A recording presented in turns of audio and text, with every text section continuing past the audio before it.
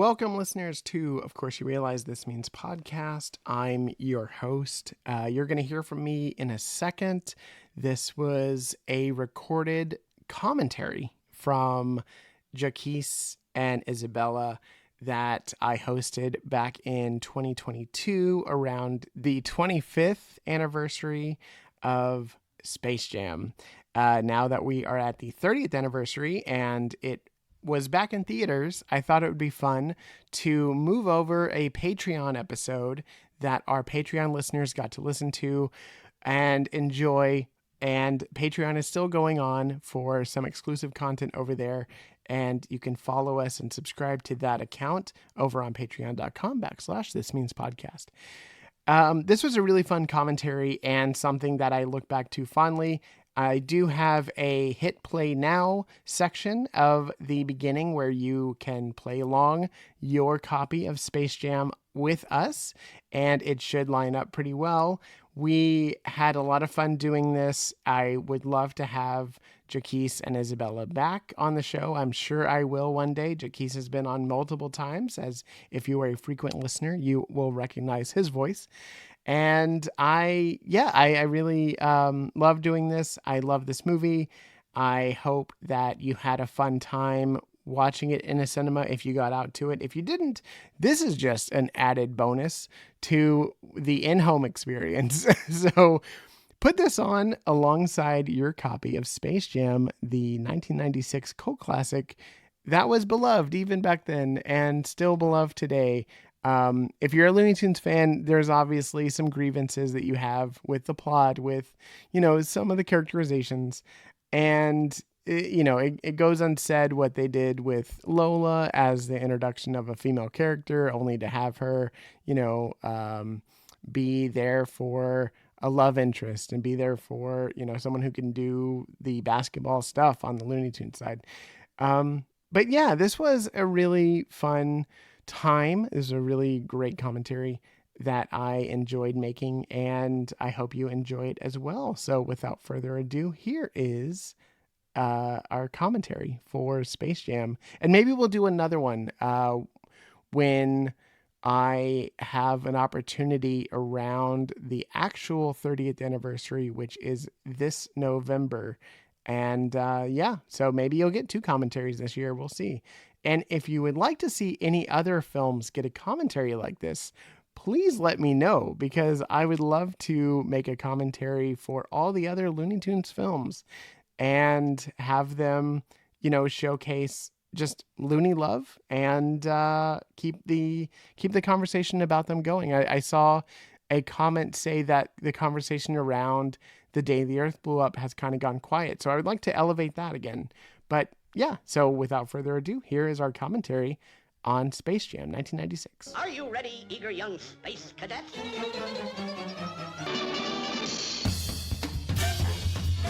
Meep, meep. I saw a potent pain. That is the limit.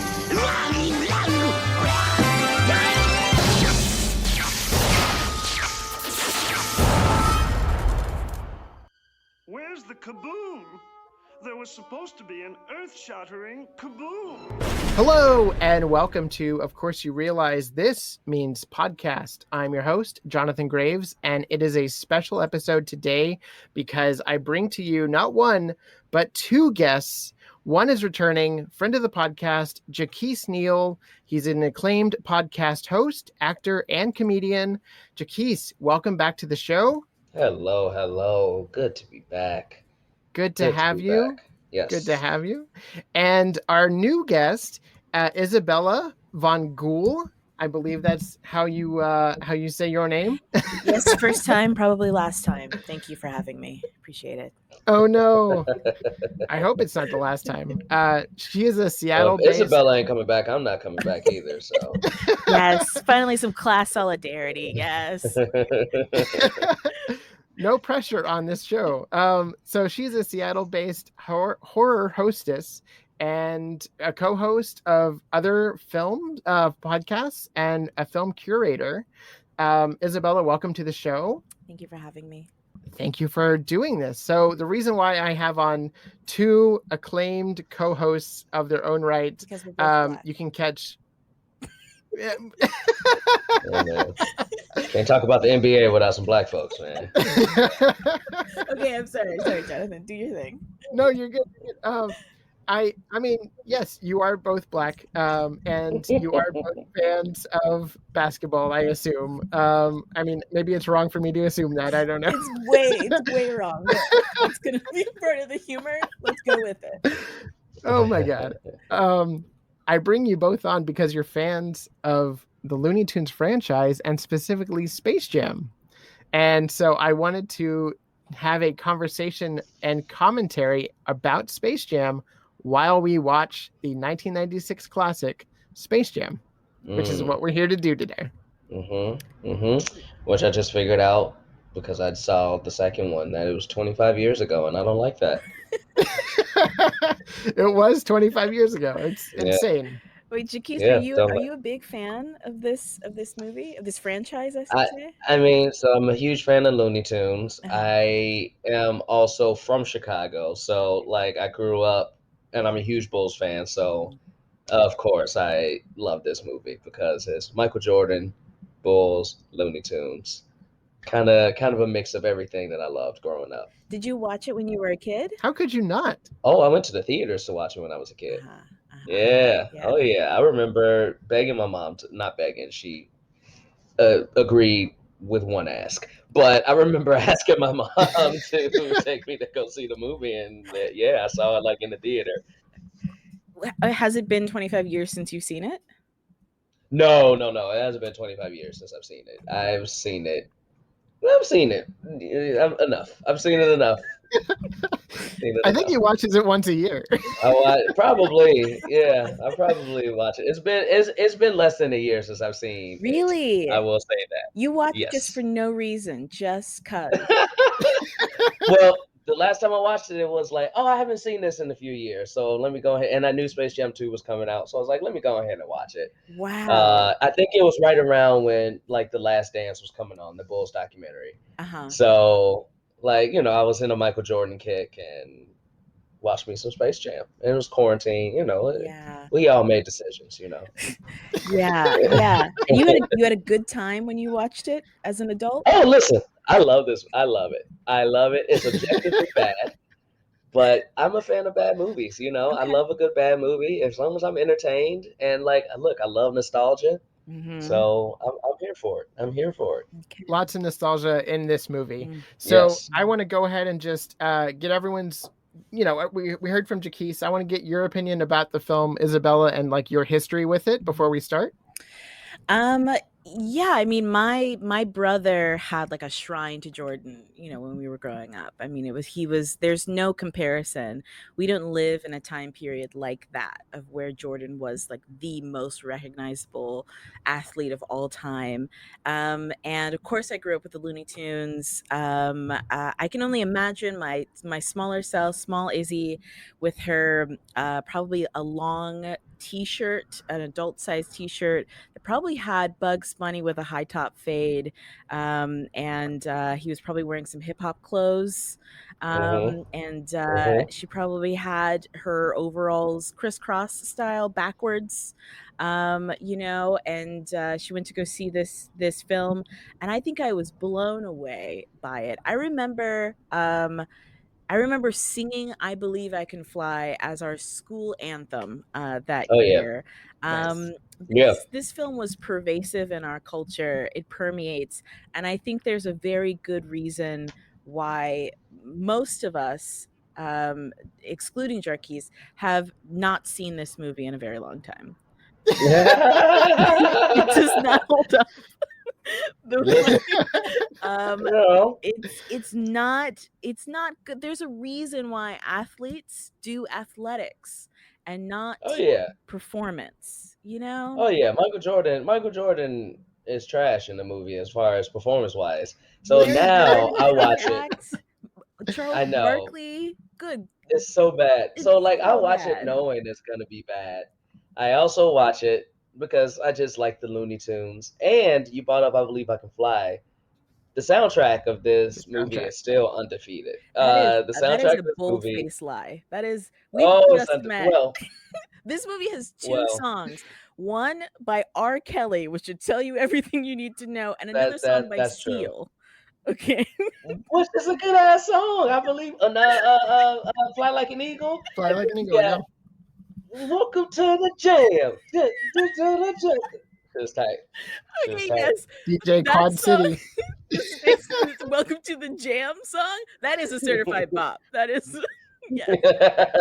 It is. It really is. But they keep going back and forth between convicted sex criminal R. Kelly and True. Very true. everyone's single father's the one CD that your divorced dad has and still in his car, Seal Mhm. from 1996.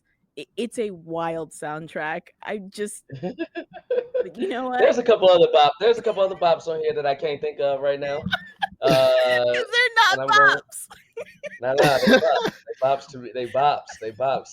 I just can't We'll get remember. to when they play. And I just wanted to give a quick background on my history with it. Like Jacquis, I saw it in theaters. I counted down the days till this movie came out because the trailer was attached to a movie called Twister on VHS. And I wore the VHS down because I just kept watching the trailer for Space Jam over and over and over and over again. I could care less about the Twister and, you know, what was going on in that movie. I do love Bill Paxton. Rest in peace. But, you know, I couldn't get enough of Space Jam. And when this movie came out, it blew me away. Like Isabella, like I just could not fathom what I was watching. And I know it doesn't hold up the way that we were kids, you know, and watched and witnessed what was happening on screen. But I think that there's a joy to the nostalgia of it. And there's, you know, a magic to it because it is Jordan, because it is the Looney Tunes, which we grew up watching as well. And it was just these two things that you didn't think would go together. And they went together or they got smashed together in a really fun way. And it's basketball. Who doesn't love basketball? So let's go ahead and start this Also, movie. Yeah, before we started, Jonathan, I'm sorry. I found some more hits. Okay. First of all, we got Monica. For you I will. That jam. That's that. We got Basketball Jones. We got a Basketball Jones. No. When that song comes on in the movie, it is so weird. Then that song, when it comes on, you can feel it. And I also have to say the fact that you think of Space Jam and Twister together makes total sense to me because both of these are natural disaster movies. You mean to tell me you ain't loving I Turn to You by All for One, or I'm giving you all that I got, the best parts of me? That's Space Jam. I love all these songs. Those are jams. Those are jams, man. Those are hits. I'm just enjoying you. I want your cover of all of these songs. I think that might be more enjoyable than the actual songs. But yeah. I'll give you that. There were some bops on there. All right, to that point, let's go ahead and start the movie. And we are at the very beginning. We're about to see Bugs Bunny introduce the WB logo. Very fitting for this movie to start off that way. And we're off and running. There he is. With the suit the on. Spokesman for Warner Brothers for family films. See, like these graphics, crazy. Blew our minds. I mean, that's a good ass moon right there. That's a good moon. Some nice little stars. And we, of course, we have to go beautiful into shot of Chicago. Beautiful. Love this dirt. Oh no, it's North Carolina. Off to the races with R. Kelly. Y'all, this is how we start the movie with R. Kelly. Summer 1973. We started with R. Kelly. That's true. That's true. Rough. Also, this little boy right here was in Soul Food. And his name was Ahmad in Soul Food, which is my middle name. So I always loved this kid. This little boy was in so many Black movies in the 90s. This kid was the Timothy Chalamet Yep. of black cinema at one time, and we need to give him his respect. He must have grew up not looking great though, because he Wow. stopped being in movies almost immediately. Oh no. Because he went from cute kid. He did like the Macaulay Culkin. He went from cute Yeah, kid to like, I don't know if we want you in movies no more, bro. that happens. I gotta say though, he's really good does at happen. basketball. He makes all these shots. Yeah. 20 takes a piece. Also, that was a That's a miss. cutaway. Yeah, cutaways we don't count. Wow. Drag this 9-year-old. Drag him. Nah, those don't count, man. That's somebody literally right above the rim, just throwing it in. We've got to do this. We've got to do this like whole backstory, the whole like, this is how he started. What does this have to do with the plot line of this movie? What does it? It's like in Space Jam 2 where they show you like this is his childhood path to like greatness. But why? And he has this relationship with his dad that he Yeah. wants to We live never up see to his his dad dad's again, though. potential. And they're about to make us try to believe that this 3'8" kid was about to dunk. I believe. I mean, he believed he could fly, I guess. Okay, but this is a great montage. I love this. video and how it's like in this VHS quality. This is great. That is true. Wow. It is like VHS quality. First bop of the movie. This song does go hard. This song goes so hard. And it's just slam. Welcome to the jam, slam, Space Jam. Welcome, slam, to the jam, Space Jam. That's it. And hey, yo, what you gonna do?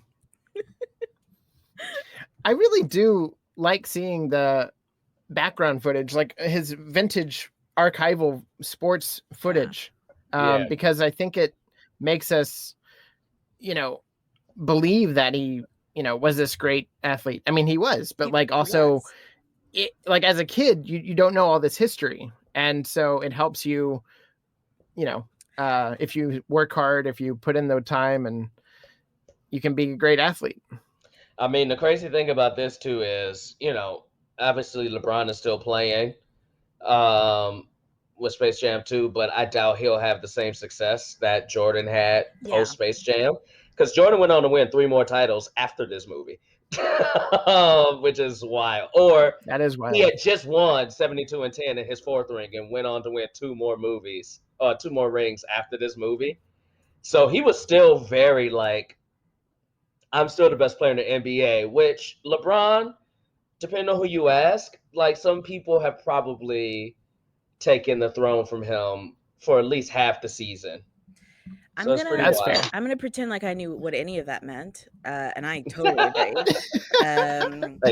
Thank you. He did win the titles for the consecutive games after when he went on for the championships. Yep. Yeah. Yep. The thing though is and that's a mark of greatness. Absolutely, I totally agree because I know so much about it. The thing though is that Jordan, you didn't even have to know sports to know who Jordan was. Jordan was ubiquitous with greatness. He was on the cover of everything. There were shoes, there were jerseys, like everybody knew. There was no argument if he was the greatest of all time. He was the greatest of all time. And like now, no one has that now. Like there are there are people that kind of, but even people who are not into sports, I don't know who the greatest basketball player is right now, but I will always think of Jordan, like that coming out at that time. And it's so interesting that they made a Space Jam 2 when basketball is kind of at its lowest point of popularity. Oh, really? Yeah, that like less people are watching sports overall than they ever have before. And that basketball is waning in popularity. Basketball and football are the two, they're declining in views year after year. And so it's very interesting.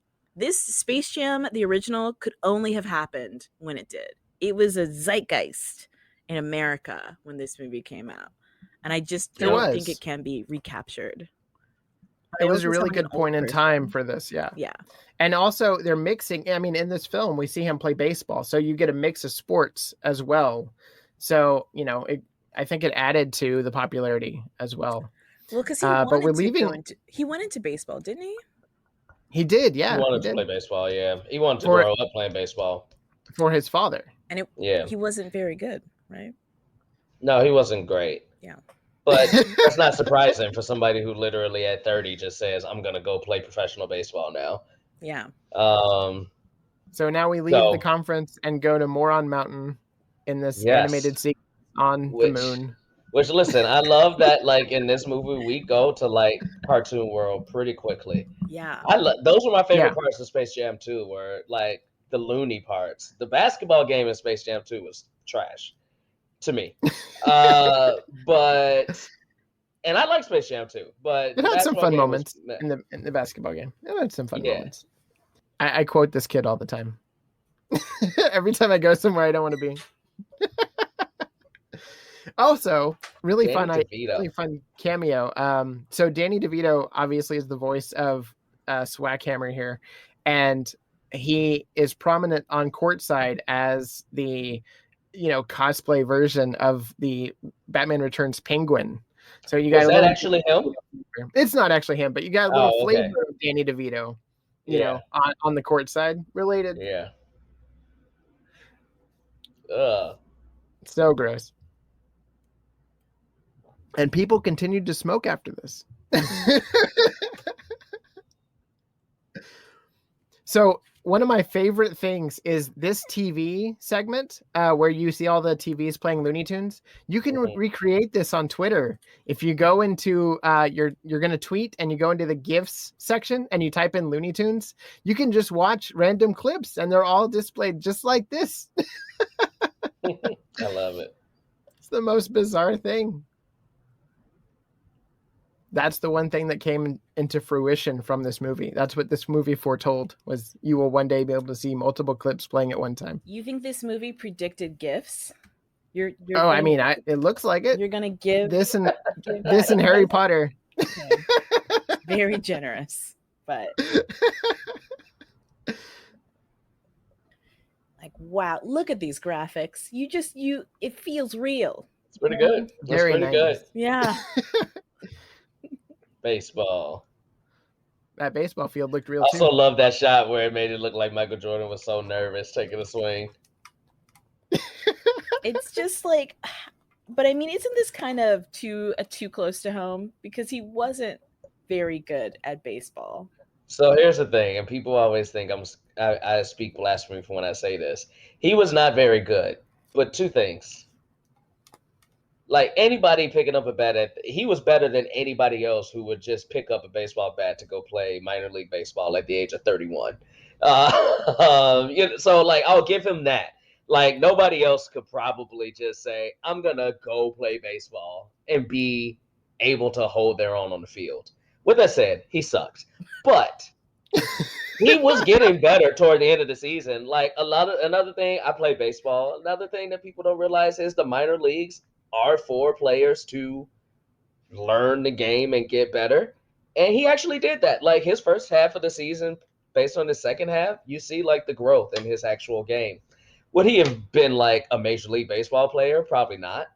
But I think just because he was so great at basketball, people look at his baseball numbers and say, he was the absolute worst. Where he wasn't. Like, there are worse minor league players. He was. My curiosity though is, what was the mindset of including the lowest point in your career in a film like this? What? I think for him it was the highest point. Oh, not the highest point of his career, but he had fun. Like, if you watch I don't know if you watched The Last Dance or not, but like, I think it rejuvenated like his like love for just like team and like playing and fun, and not like just the grind and the seriousness of like playing basketball, which it was for him. So, like, according to him, he had a really good time, and the only reason he stopped playing is because of the labor strike in baseball in '95. So, but why put that in the Space Jam movie though? Is my question. Isabella, to that point, it goes to the plot because he stopped playing basketball. So when the Looney Tunes ask him to play basketball, he's like, I don't play basketball anymore. They have to win him over to get him to play. So it's a plot point.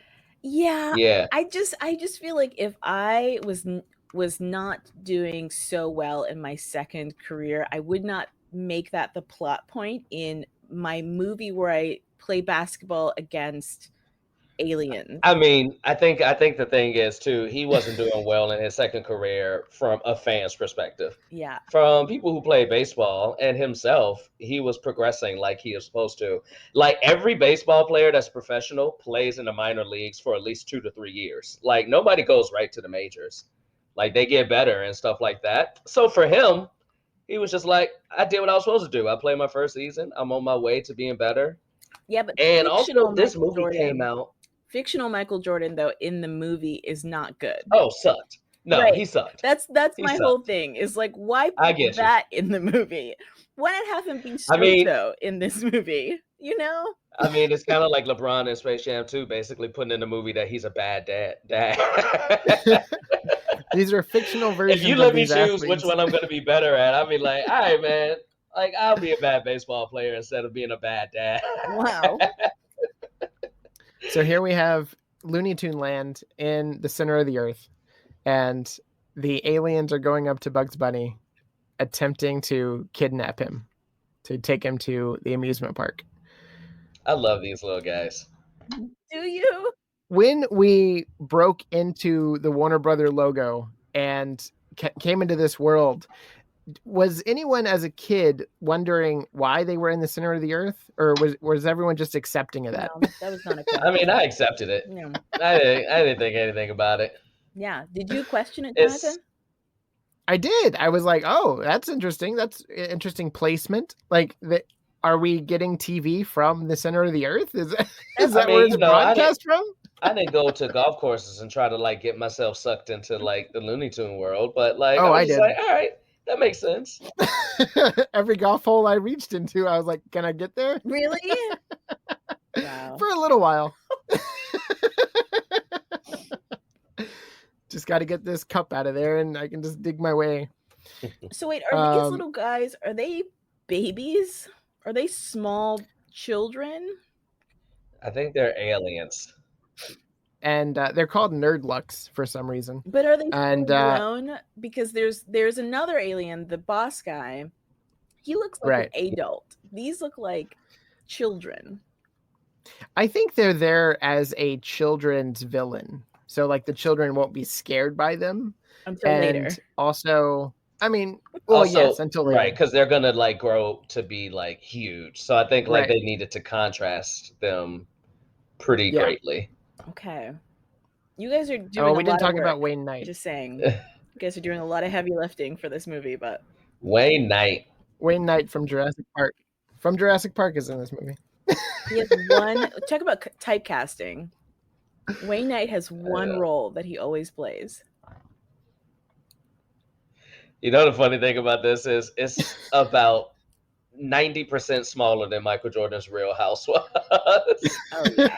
I love that they tried to make it look like he lived in like just regular suburbia. Look how small that fucking house is. I mean, not small to me, but like I've seen Michael Jordan's house. That dude's house is huge. Also, I may be cursing, and I apologize to all Don't the children curse. out It's for there. families.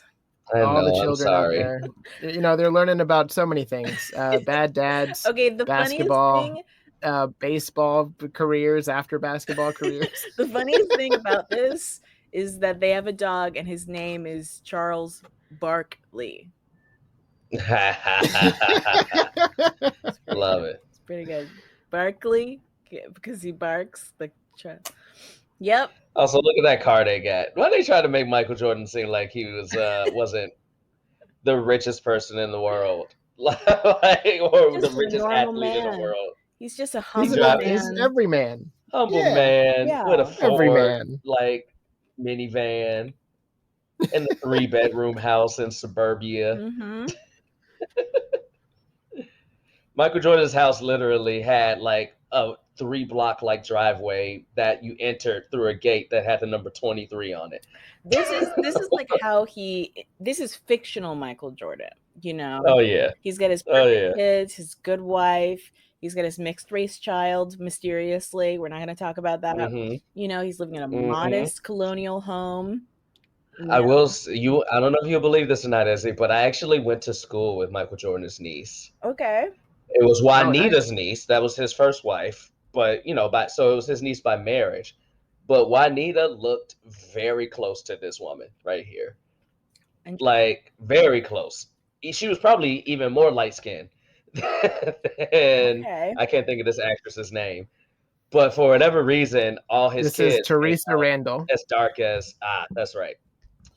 They came out as dark as MJ because they darker for sure.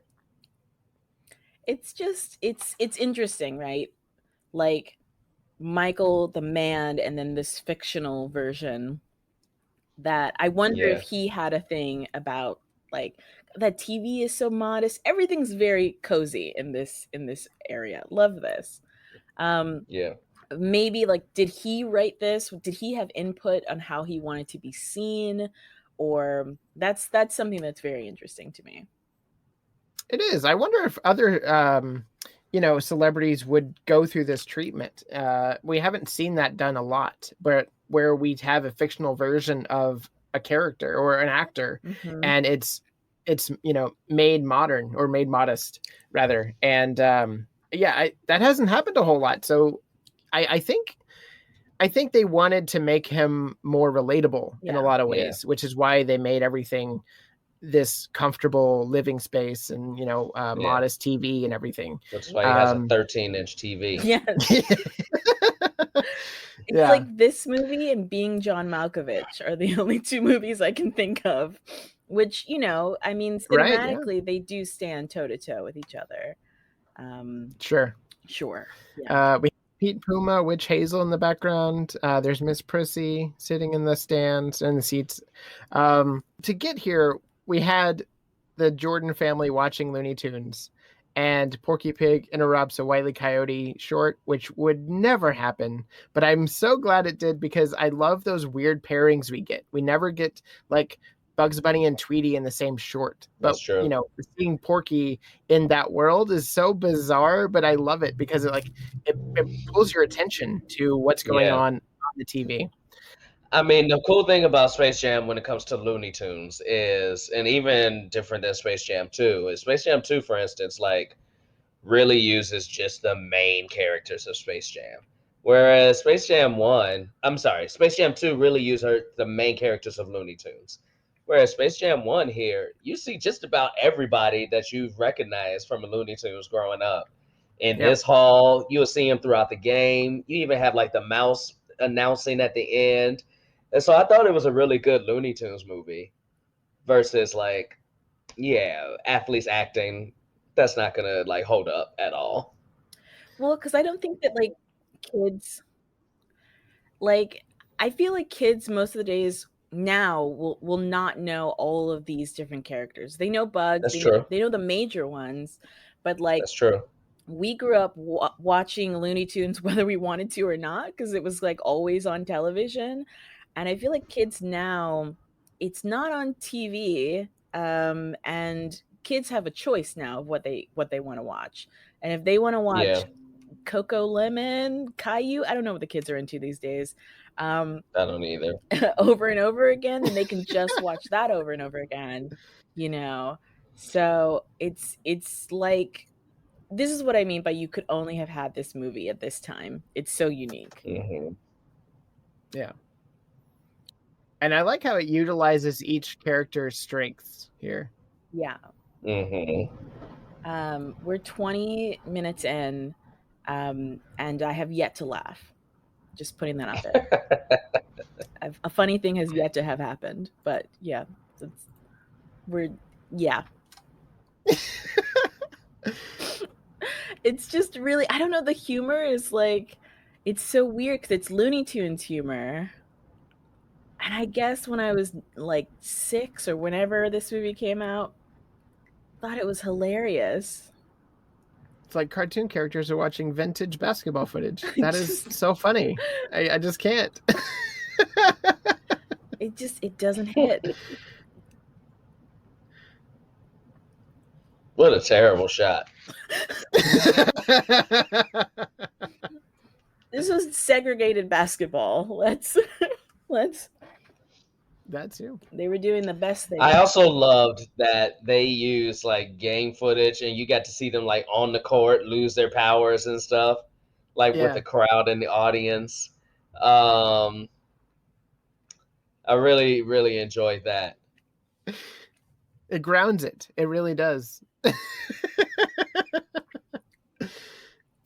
Oh, I know these actors. How do I know these actors?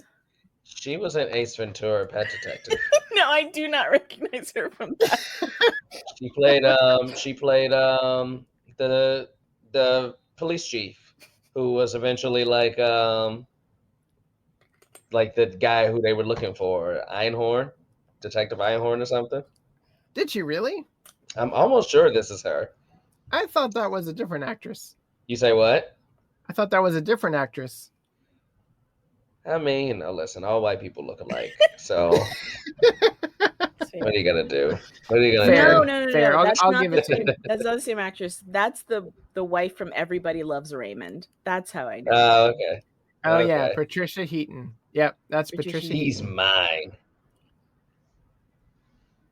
And see, also, here's the thing: is like this kind of And like the actress from Ace Ventura is Sean Young, just to clarify.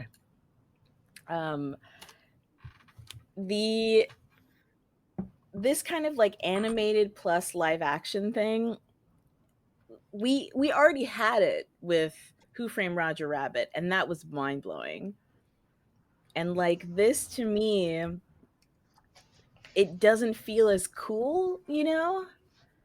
I don't know, it feels weird. It feels kind of like this reminds me of like Flubber, you know? Mm-hmm. Yeah. It's just the animation does not, I don't know, it doesn't hold up. Well, Who Framed Roger Rabbit is a rare example where you have Steven Spielberg and Robert Zemeckis wanting to send a love letter to those creators of the cartoons, and they have a lot of say in what goes in that movie. This is a Warner Brothers movie with a goal in mind, which is to get kids in seats. And, you know, they use the athletes as a conductive mechanism to give you a plot and give you a star in Michael Jordan, but you're also using the Looney Tunes as a way to advertise to just families. And so when you had it in Who Framed Roger Rabbit, there was a bit more care and a bit more time with it because they were developing the technology. This was using that technology to just cash in. But they also had really good commercials that were very popular with families because they aired during the Super Bowl, bringing in another sport. But you... I love it, Muggsy Bogues. I mean, listen, also the cat, not to cut you off, Jonathan, but the cast of basketball players they used was arguably the most personable, like, short of Patrick Ewing and Sean Bradley, but like Charles Barkley and Grandmama were like, everybody loved them in the 90s, man. I loved them in the 90s. So like to have them in this movie and like have Muggsy Bogues short ass. I'm taller than Muggsy Bogues.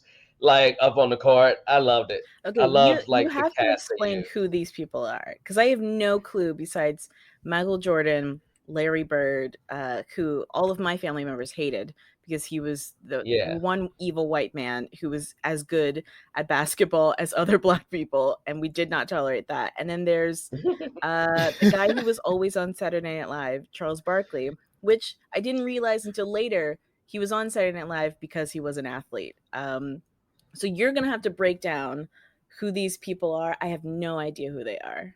Yeah, like Patrick Ewing, Charles Yosemite Barkley. Sam. This is Daffy Duck. This is Bugs Bunny. This is Tweety. This is Porky Pig. Another bop right here, y'all. Another bop. Wait. Okay, is Um, that not a racist joke that Daffy Duck just says? Is that not a racist joke? Am I the only person that took it that way? He says, "I like I didn't. What purple," did he and just say? he says, "I like purple and gold. It matches my coloring." That's not racist. Uh, I think it's more of a Lakers joke than anything else. I don't know. I necessarily didn't catch it, but Yeah. I don't All know. right. It's okay. Possibly. I'm gonna ruminate on You that know, one. they be throwing it in there in the Slido, so who knows? I'm just there's okay. Well, I'll put a pin in that one because this also so they get the powers of black basketball players and immediately turn into monsters. This one monster has a high Yes. top fade. And so they are big, they're strong, and they're stupid. That's not problematic to you? That's not a little racial? I mean, I think they're already monsters, so like just adding powers to them, I guess makes Okay. They're already stupid. Like their character is already stupid. What they're doing is just taking the talent from the basketball But players why does and the injecting talent it. of Charles Barkley turn you into that? I'm just putting It's a it lot out of talent because there's a lot of talent in that man. just saying. It just feels a little, it feels a little post Obama getting elected as president is what I'm trying to say. It feels a little squicky. We're gonna put a pin in that. We're gonna come back to that though. So right there where Bugs Bunny says we're going to need a little bit of help, that's what Chuck Jones had an issue with for this movie. He's an acclaimed Looney Tunes director, and he considered the Looney Tunes to be above the aliens, and he thought that they could be taken by them, and they didn't need the help of an athlete. But again, we wouldn't have a movie if that happened. But I will say that is one of the things that A New Legacy fixes. Yeah, it's him saying that we need your help was to Lola Bunny, which I thought was very smart. Oh, I don't know if I'm supposed to be spoiling it. No, you're Go good. watch it. Go watch New Legacy on HBO Max, y'all. It's out. Do it. Why is Bill Murray in this movie? He's a friend of the producer. Okay. Yeah, So it's not extremely unbelievable that these top players play with like celebrities. They do all the time. So like golfers now or basketball players now golf with like professional golfers now. It's like Jacquis, the golf courses. Do your shoulders hurt at all from celebrities play with celebrities? Every single thing in this movie. Are you sore? I mean, you asked why Bill Murray was there. I'm giving the best explanation for why a celebrity. I love that this movie can. Now, why Wayne Knight is there? Who knows? Wayne Knight is the unbelievable one there. I just love it. I love that this movie literally can do no wrong for you. I love that for you.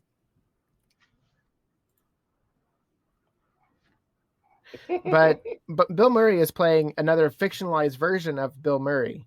And, he obviously, like Jacquis said, celebrities hanging out with athletes. As a kid, I didn't know who Bill Murray was. So, like, that didn't impact my viewing whatsoever. That's what I'm asking. I still enjoyed the fact that, this guy was trying to be comedic. And it didn't make me laugh. Bill Murray was from Ghostbusters. I definitely knew. I hadn't seen Ghostbusters yet. I loved Ghostbusters growing up. I think when I was a kid and I watched this, I thought it was a Caddyshack reference, and I was like, that too. It's the guy from Caddyshack.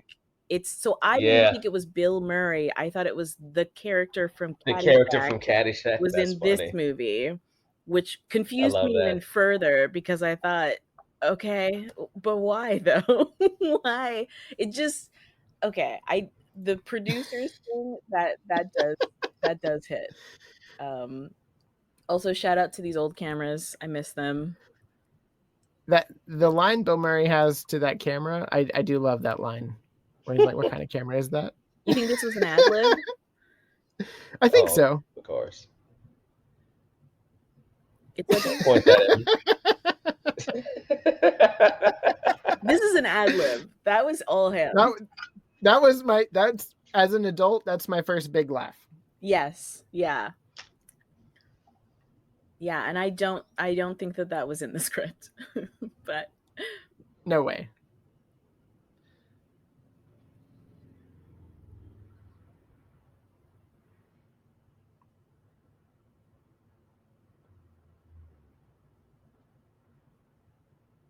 so I haven't seen Space Jam: A New Legacy.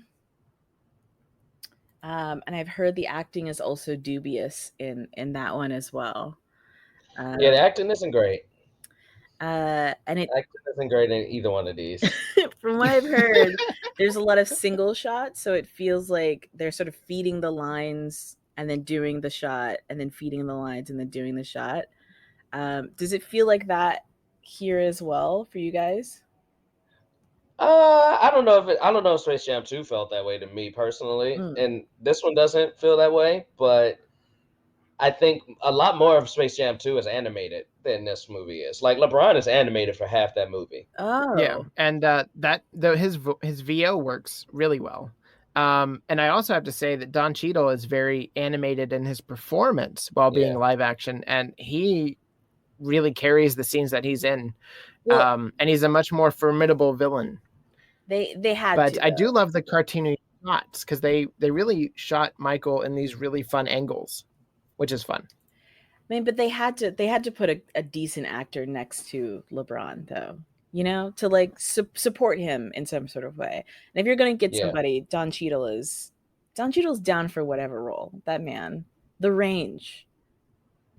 I also love explaining Yeah. what slavery is to Michael Jordan. That's also doesn't work very well for me, but okay. He's like, slavery. Have you heard of it? Like, yeah, yeah, I think he has. Yeah. So that line reading right there, "We need your help" from Bugs, I never believed and I always thought was out of character. Yeah. And this was Billy West doing Bugs, and he does a good Oh, job really? here. But yeah, the voice of Fry from Futurama. But we have Jeff Bergman, who is the guy who inherited the role from Mel Blanc Mhm. back in the '90s, doing Bugs in the new movie. So I don't know why he was skipped over for this, but yeah. And then he recreates that line, and I think it sounds better. That's Yeah. just me, though. Why is Bill wearing that little umbrella on top of his head? It's stupid. I think that's comedy. It's comedic, quote unquote. The sun do be getting in your head, the sun do be sucking, man, but just wear a hat. Hat is good enough. But they, need to make him silly. Yeah. Oh yeah. Well, they try. Somebody, I forget which one of you guys brought up the animation of this as opposed to Who Framed Roger Rabbit, but like, Roger Rabbit, for instance, was like 80s. And the animation in that still had like a link to the animation that we grew up with Looney Tunes and all the cartoons. But then for whatever reason, a lot of stuff that came out in the 90s that were animated felt they had to like modernize like the way the cartoons looked and the animation looked, like Simpsonize it almost, like to make it Mhm. look like that. And I think like these characters took on a little bit of that as opposed to A New Legacy where they kind of make them look like they used to look in the in the 50s and 60s and all that stuff, which I thought was a pretty fun thing. Hmm. Right. Well, Like it's this the feels same. computer generated Yeah. as opposed Right. to hand drawn. Right. It is And hand like drawn. It is hand drawn though. it is And it. then it is hand That's drawn. interesting. Including the And is this backgrounds, because the backgrounds look computer no? animated. The backgrounds are computer animated. The characters are drawn Mhm. and Interesting. colored. But I think there's a bit of a digital layover on the characters, and the lighting is obviously digital, Yeah. which That is looks like creating that looks like that it. that weird disconnect. But it's actually the same team behind, or the same leads on the animation team in this movie and in Space Jam: A New Legacy. Yeah, I think they just decide. I mean, first of all, technology is better now. Yeah. Yeah. 30 years later almost. But I also feel like because they knew they were gonna kind of make them 3D models, they Mhm. tried to make the animation look a little more like we were used to growing up. And this compositing right now, where Michael Jordan is turned into a basketball, that's the only time he's sort of animated in this movie, minus the arm stretch. And LeBron has full on 20 minutes animated, which is fun. just 20 minutes? Mm-hmm.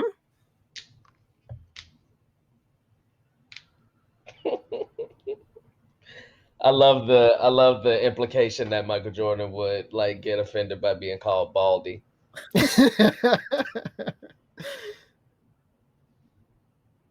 When the last time he had hair was whenever we saw him as a kid. Yeah, pretty much.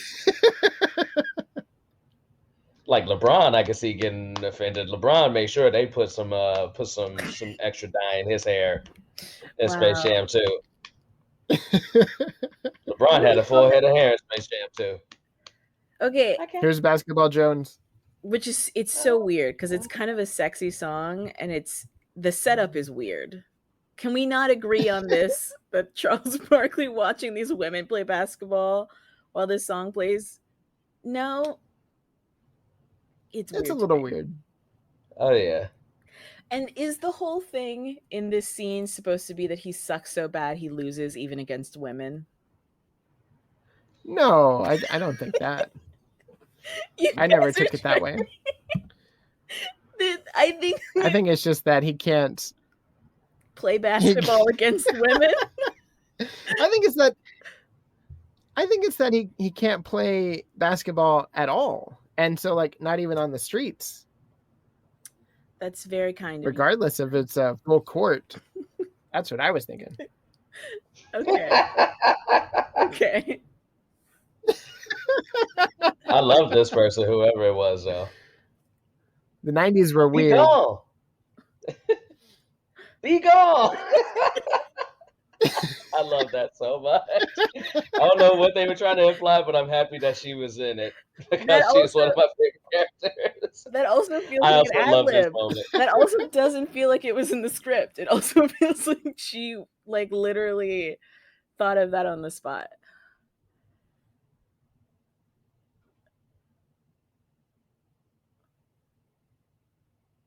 Who's this guy? Who's this very tall white man? Sean Bradley. He was like 7'8". He was like the tallest person in basketball. Oh. It's not very good, but like just good because he was only a foot and a half below the rim. Okay. What team did he play for? I think during this time he played for the Dallas Mavericks. Okay. I don't know why I need. I did during find like that this time this movie came out. I'm not sure if he played for. I think he used to play for the Bullets too, which are now known as the Washington Wizards. I did find that sexual joke earlier to be a bit risque in a kids movie, and then having the "I'll never go out with Madonna again" to be the Madonna joke. Yeah. Provocative in a kids film as well.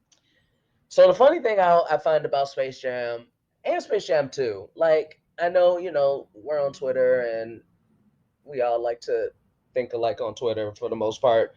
But like I do agree that this movie is made for children, but I also think the movie is made for fans of LeBron. And I think this movie was made for fans of Michael Jordan and things like that. Yeah. Where it was like, it's kind of like the original Blessing idea. Your Gym, by the way, right? That's a call out to the producer of Looney Tunes back in the day, Leon Schlesinger.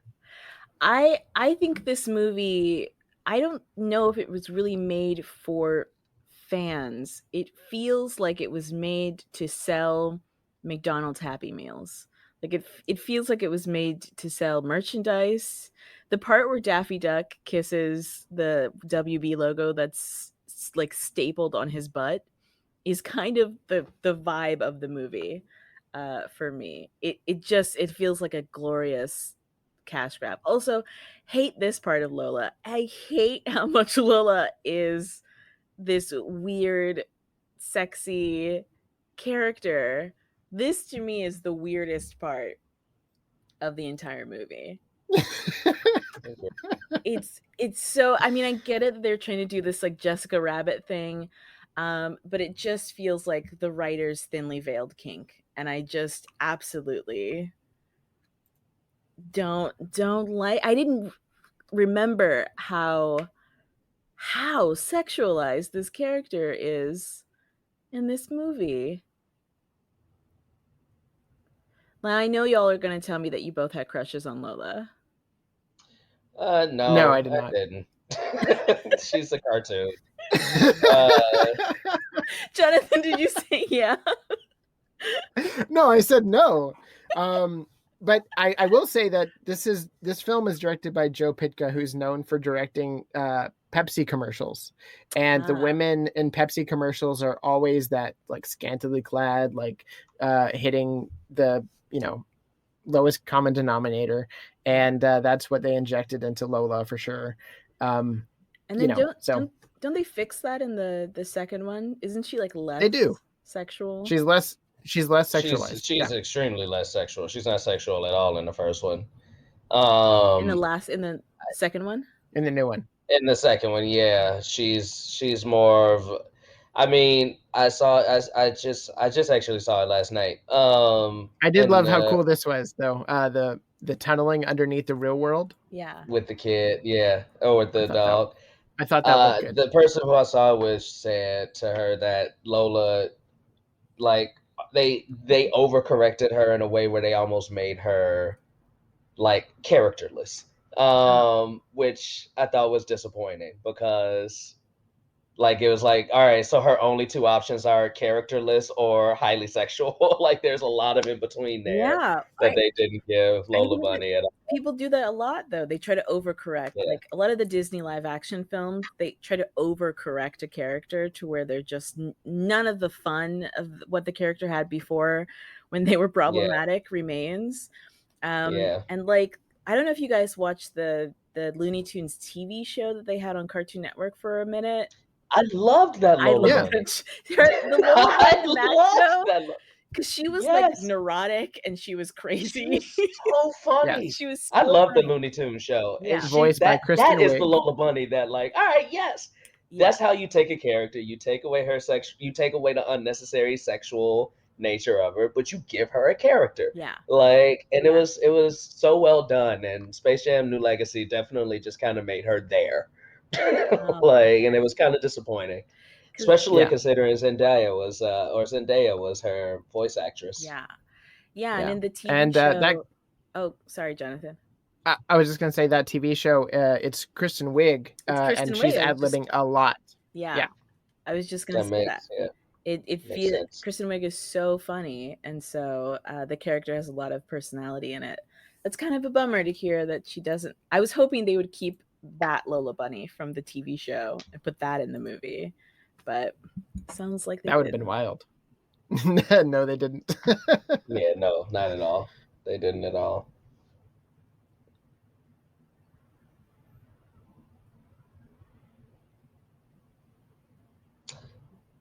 This is Bugs and Daffy in the real world, but it's also just showcasing all the trophies and accolades that Jordan has accumulated Yeah. over the years. So Why is his one shoe on the? I guess it's a trophy, but also I don't recognize that shoe at all. Um, like, and I'm listen. I got a nice amount of Jordans in my closet, and I don't recognize that shoe. I need to see it again to see which one it was. the Because funniest part about that is that I never questioned the placement of that shoe. I was just like, there's a shoe on a it's shelf, dumb. and that's It fine. makes no sense that it was a shoe up there. It was solely for gag purposes. But like, why not put But what- both shoes up high? Why just the right side? There's But what was the gag there? It just was there. Yeah, that's it.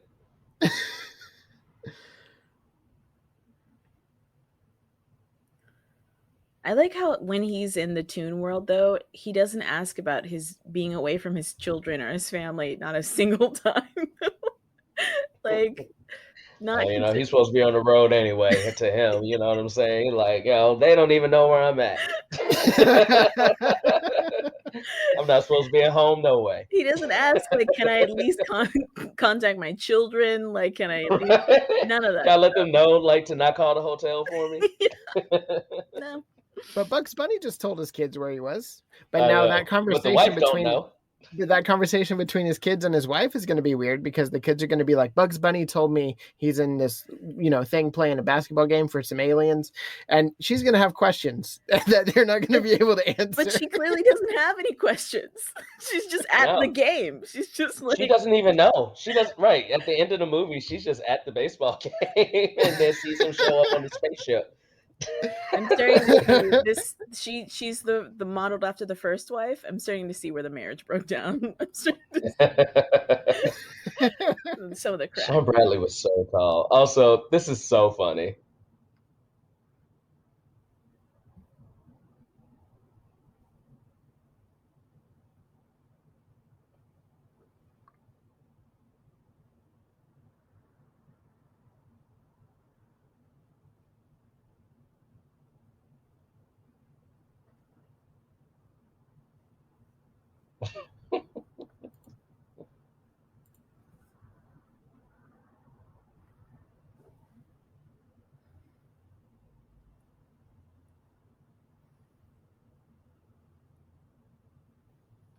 Shout out to the cameo of Richard Simmons.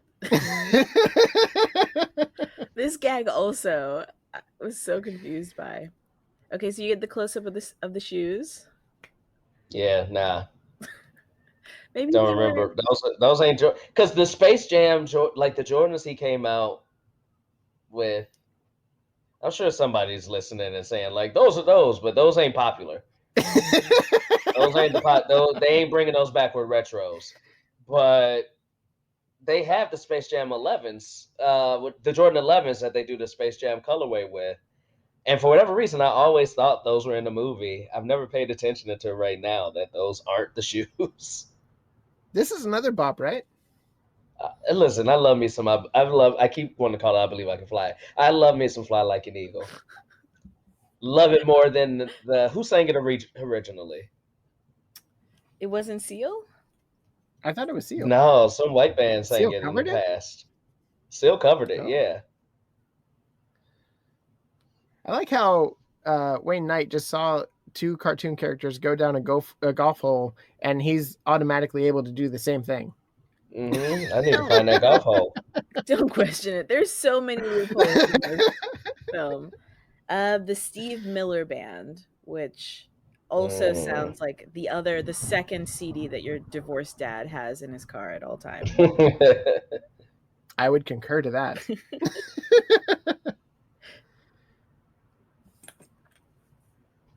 Those may be the Jordan 9s or the 10s.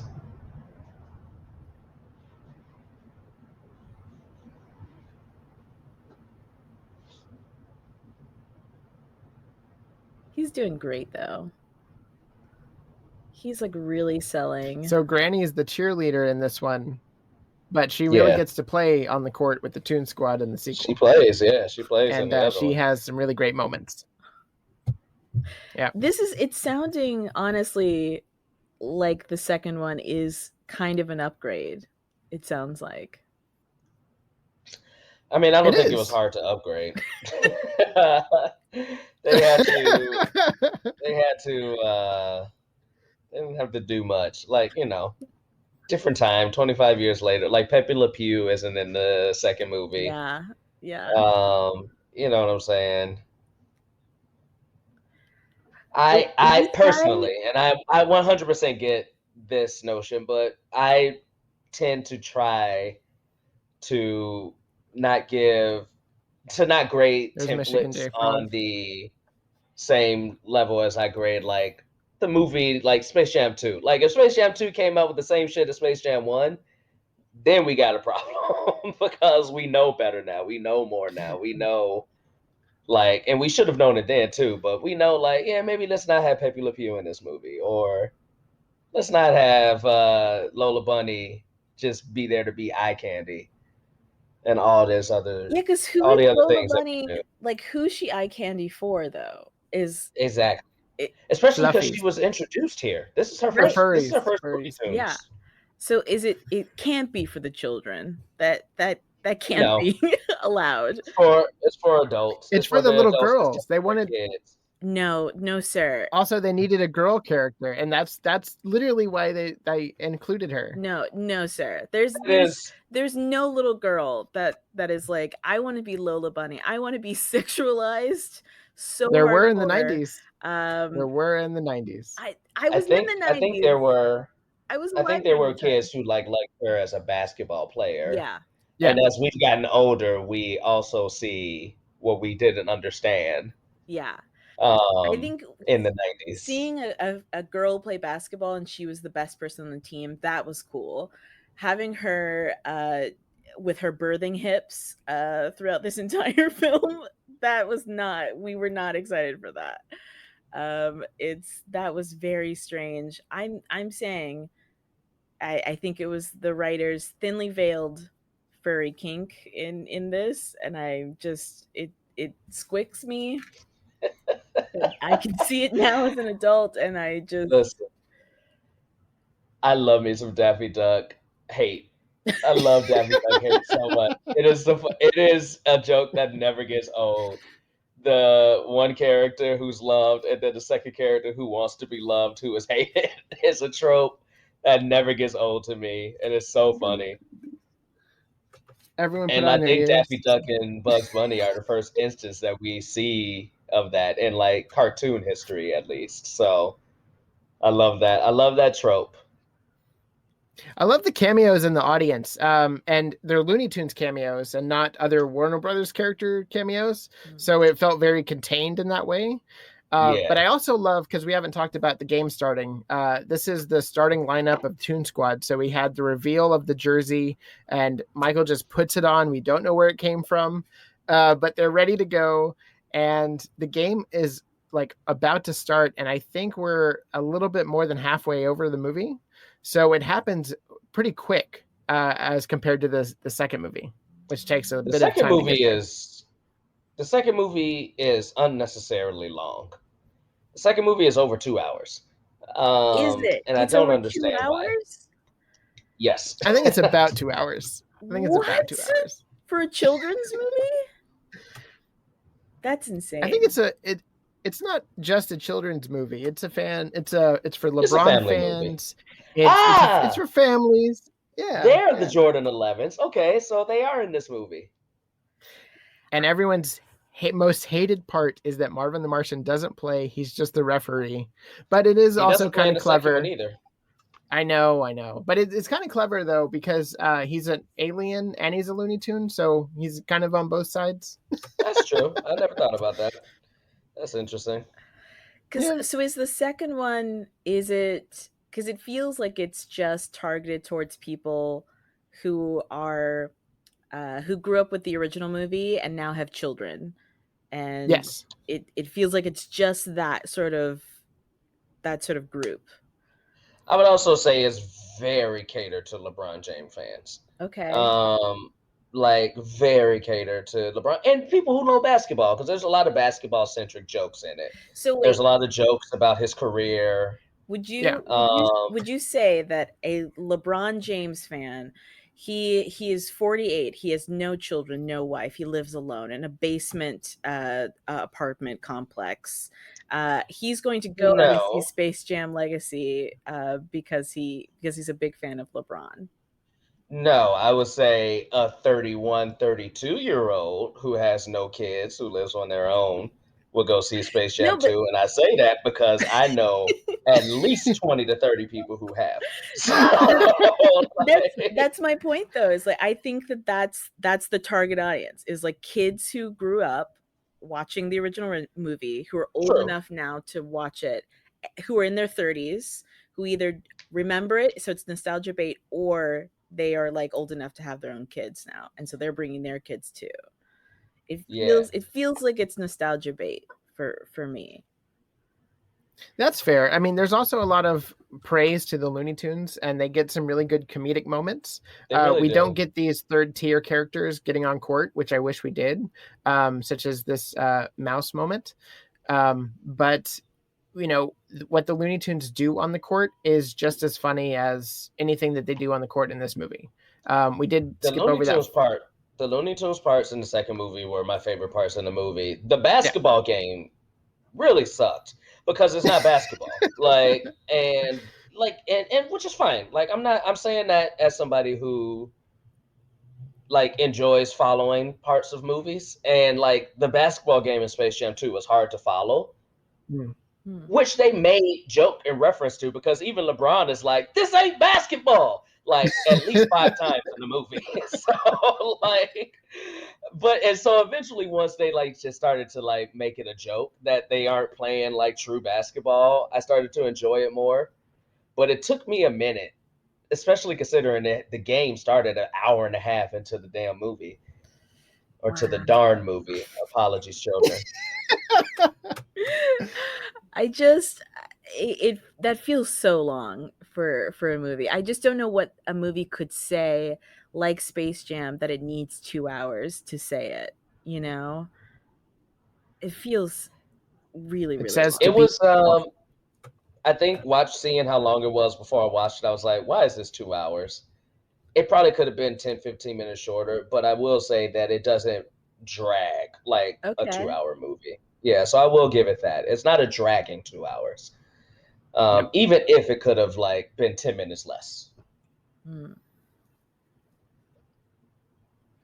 Grandmama, Larry Johnson.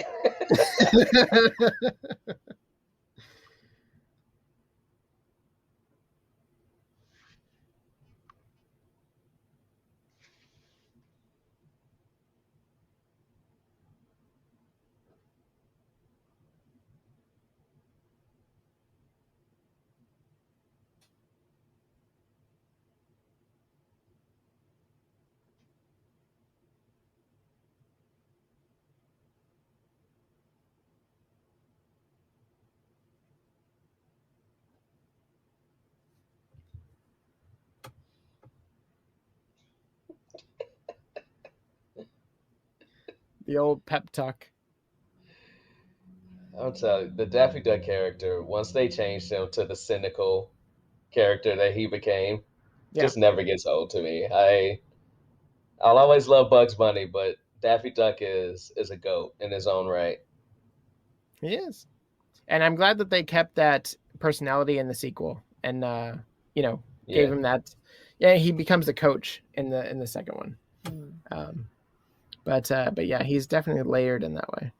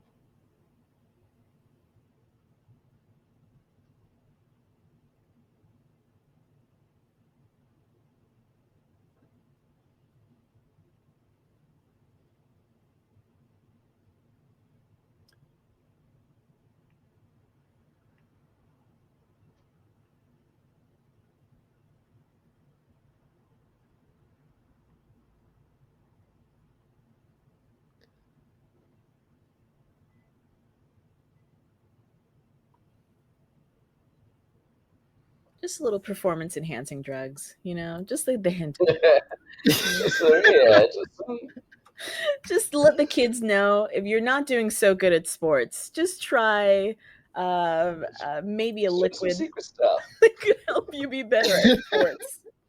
It's the main moral of this.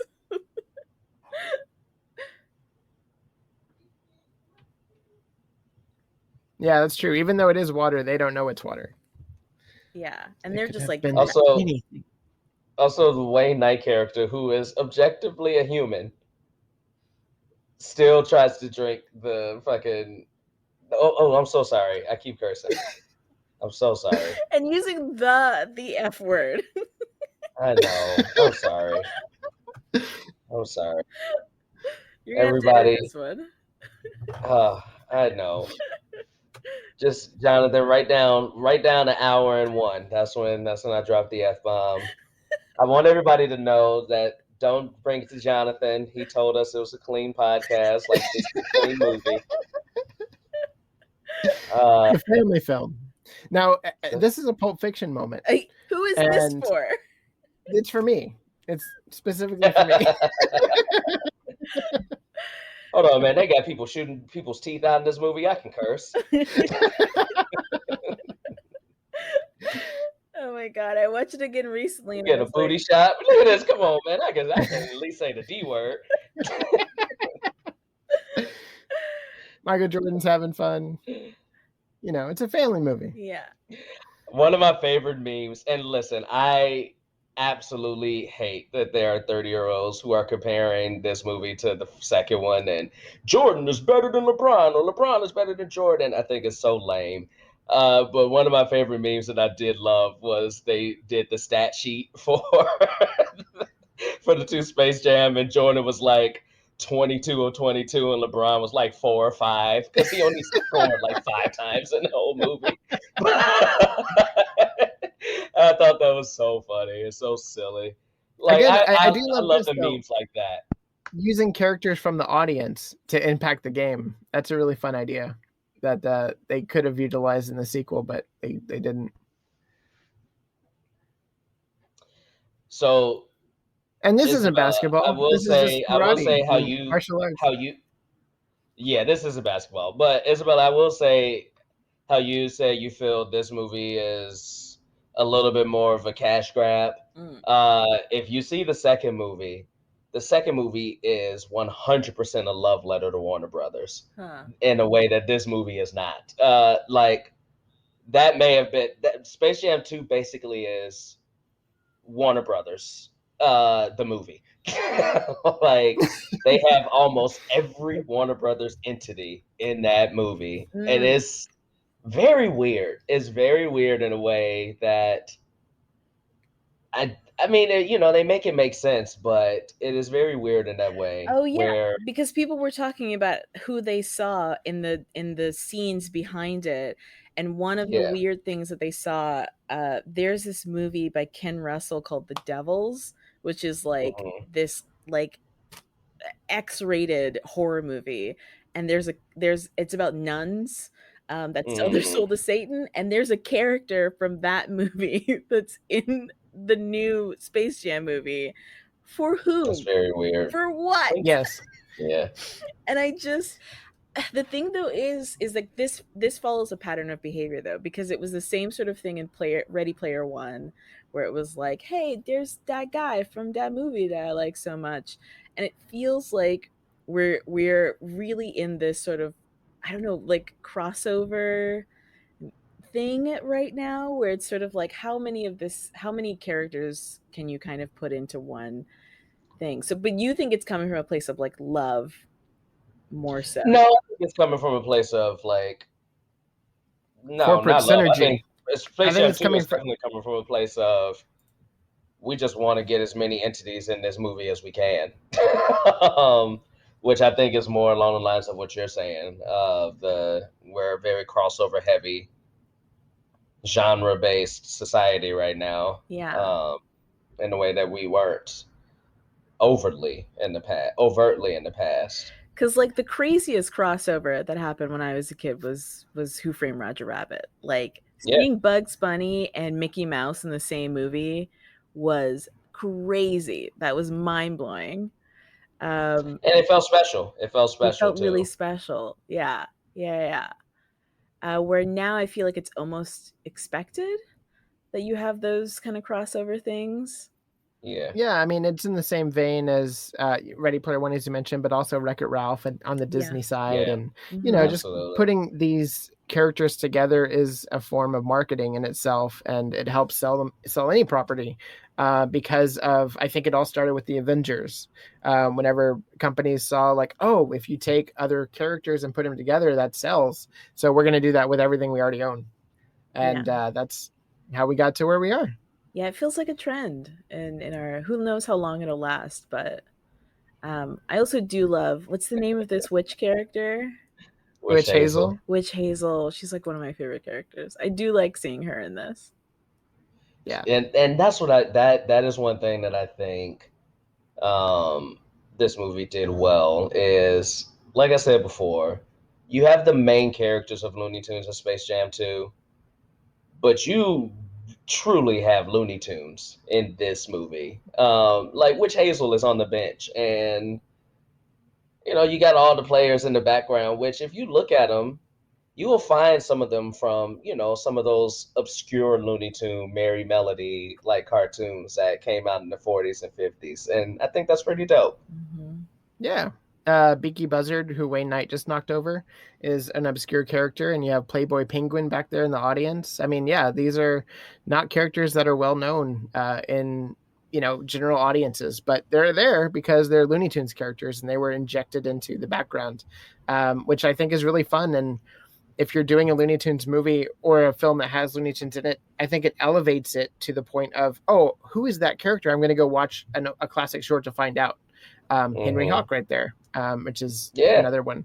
And what the new movie does is that it takes locations. So you see the Eiffel Tower from a Pepe Le Pew short. You see the castle that that Gossamer was created in a background that is surrounding the court in the Space Jam of that film. So it's this is very creepy. A different kind of way. This he gets animated. This is very creepy. This is very. And then also, they make it seem like he farting. Even Pepe Le Pew is like, "Oh boy," that's such like child humor. Yep, but it also teaches Michael that everything here it can be manipulated in a weird way. How did he not know that after he turned into a sentient basketball? It's a very good question. Yeah, it's a very good question. Also, can I just say, this will only be for the basketball fans of the world, but the final score of this game is going to be below 80, which is very 90s basketball.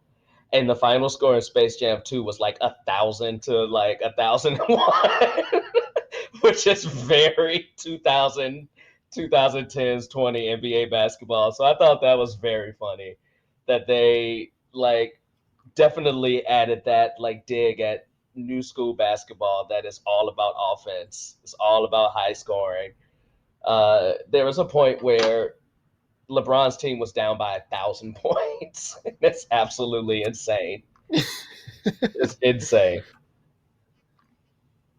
That's where style points come in. Yeah. So Bill Murray actually has a small cameo in the new movie. He does? I don't know if you saw it. Yeah. No. So as the credits are rolling, there are photos of the Looney Tunes in the real world, and Bugs Bunny is walking next to him on a golf course. Oh, I didn't notice that. I immediately left the theater once the screen faded to black. So.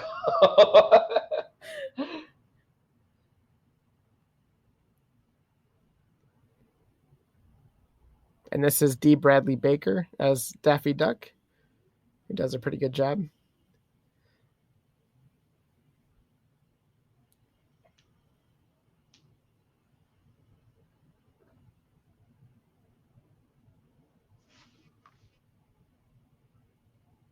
How weird must it have been with Michael Jordan and Bill Murray just on a court by themselves, like pretending all this is happening. Yeah. Did they not have like the little people in like green suits with dots? I mean, they probably did, but it's still weird. But yeah, you're still. Wow, I've got to see the behind the scene photos because it must have been so weird. Yeah. and also that's a really good point that you both made. Look, Michael Jordan is not a good actor at all. But they also then set him up for success by saying, yo, go act with nobody. Like, of course he was bad in this movie. You ain't even give him a Don Cheadle to act with. They learned their lesson. They learned their lesson. Yeah. They were like, you at least have to have another live action actor for them to act off of. Yeah. They look like I've trained in theater, and even I would struggle like acting on a big sound stage by myself, like for my first ever movie. I like how he's moving in slow motion, but time is moving in like real time. Like it takes him 5 seconds to do this whole thing. Wow. A little Cecil Turtle little cameo right there. Yeah. It would have been really funny if it went back to Michael Jordan and he still had that long arm. Yeah. Yeah, that would have been He very doesn't funny. know how to undo it. Also, this is off topic, but on topic. Isabella, you brought up the Looney Tunes show. Cecil Turtle is one of my favorite characters in that Looney Tunes show because he hates Bugs Bunny, but he calls him Bugs Bunny. I love that It you had cracks to me up mention that. so much. It cracks me up so much. I just recently watched like a bunch of them, like It's- on my couch one day. They're really fun. Or sorry, this is a family show. I watched it after eating a bunch of Grass. sugar. Yep. Yeah. Yeah, the new show is the new. I don't even think it lasted that long. Didn't it? Only It last- didn't. It lasted like 2 seasons, Yeah. but I thought it was very good. It's so funny. It's very funny. It was like that, and then the revamped Muppets show that they tried to do, I also thought was funny, and that also lasted like 2 seasons. So The new like Mickey Mouse and Friends is all, and I've never liked Mickey Mouse cartoons. Also very funny. also Like I very don't know funny. I don't know what they were doing like a few years ago with all these cartoons, but they like upped their game. Yeah, they're also really. It's so strange that it's so funny. It's so strange. I Well, think they they just injected a leaned lot into of the Looney Tunes strangeness of humor all into of them. those Mickey shorts. That makes sense. Yeah. Yeah. I love to see Bugs Bunny and Wile E. Coyote work together to get rid of the villain. Thought that was fun. Yeah. Another one of those weird pairings we never get to see. That was something I never thought about as a Looney Tunes fan. Like, yeah, you did get a lot of weird pairings, which you don't get often. To bring another cartoon into this, if anybody's a fan of SpongeBob, one of the like cartoons that is considered like one of the best SpongeBob episodes is Band Geeks. And a big reason why is because it's one of the only times up until that point you saw all the characters interact with each other. And like cartoons don't generally do that where you get all the characters interacting with each other. So it's always a cool thing when you get that. Yeah, no, for sure. I think that's why there's a lot of love for the Super Smash Brothers series Yeah. as well. And Nickelodeon's doing their own version of that featuring SpongeBob. Oh yeah. Yeah. I love how this baseball game he had no recollection of or need for is Right. a very prominent issue right now. Right. And not only he had no like recollection, it's in 5 minutes. Like you know he's about to go change and like go to the bathroom. He wasn't thinking about that baseball game.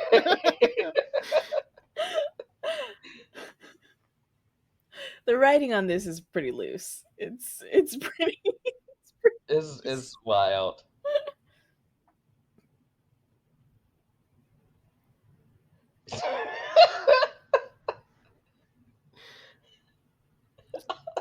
Wow. Also, they held up the game for Michael Jordan. Like Michael Jordan would have been fine in a hot second. Even the real Michael Jordan would have been fine if he didn't show up for a game. And then he shows up on a spaceship. I love it because if you look at the audience for that first shot, none of them were looking in the same direction.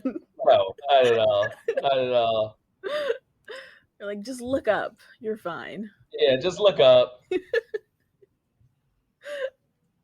I also love it because the aliens were seen before, and then they were like, wow, that was weird. Anyway, shall we go on with this game? And like, this is happening. And they're like, yeah, let's just go on with baseball. Yeah, because it's the most important thing happening right now. Not first contact or anything like that. Where you get his jersey from? Where does he get any of these jerseys from? Also, this dude just made an entrance on a spaceship. That's what Jacquis, I'm do you know this? saying. Why was Michael Jordan's baseball number 45? If I'm not mistaken, I think he played with that baseball number like as a kid. Oh, okay. It wasn't his father.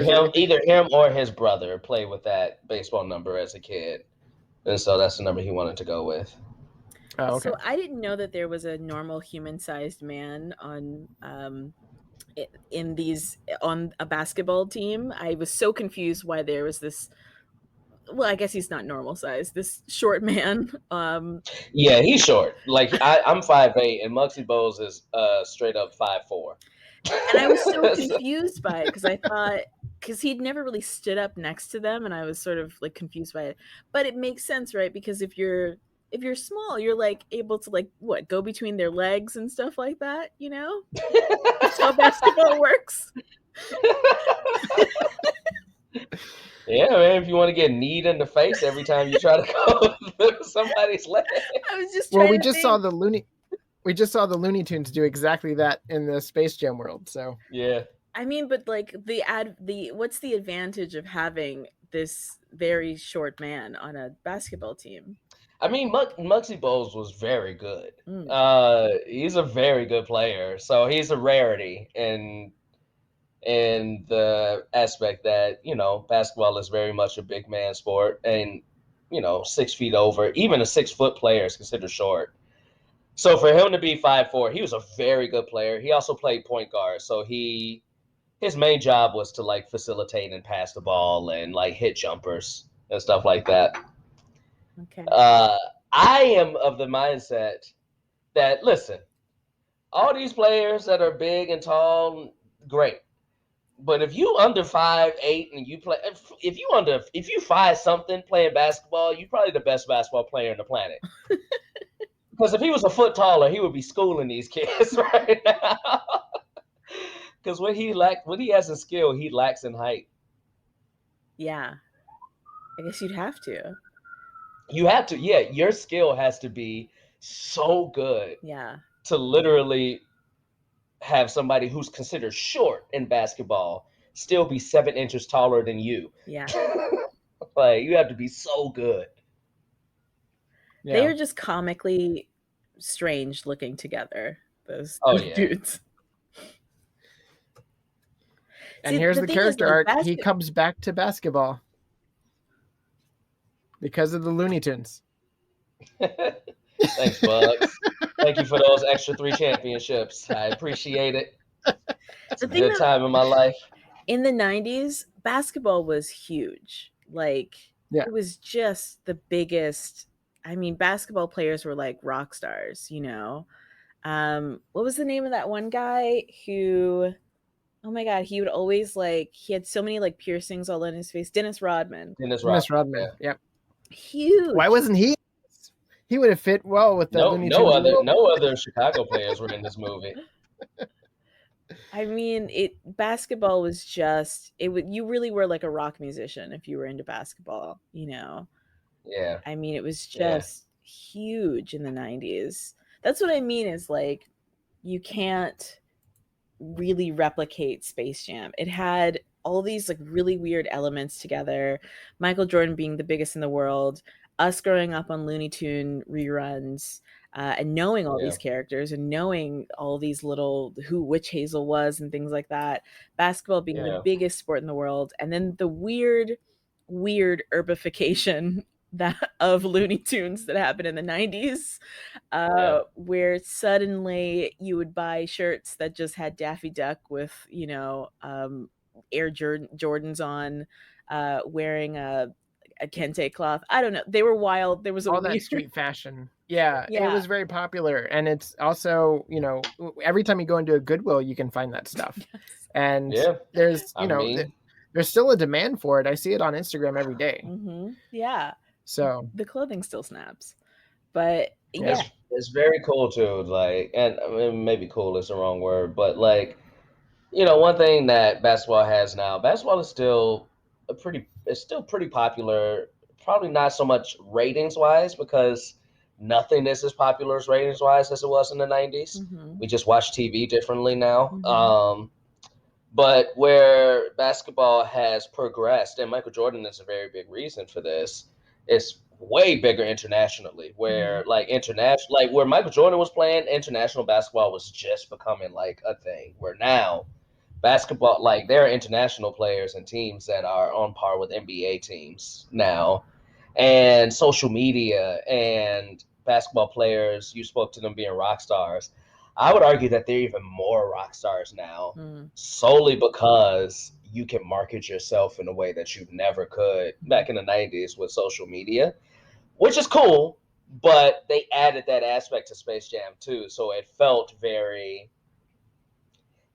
a little more manufactured than Mm. this movie did, say so to say, as far as like the popularity that these players or basketball had as opposed to like what we see now. Like so much more stuff is in your face because of social media than it's ever been. Mhm. And you get a Yeah. lot of that with basketball too. Yeah. So it's still popular, but it feels more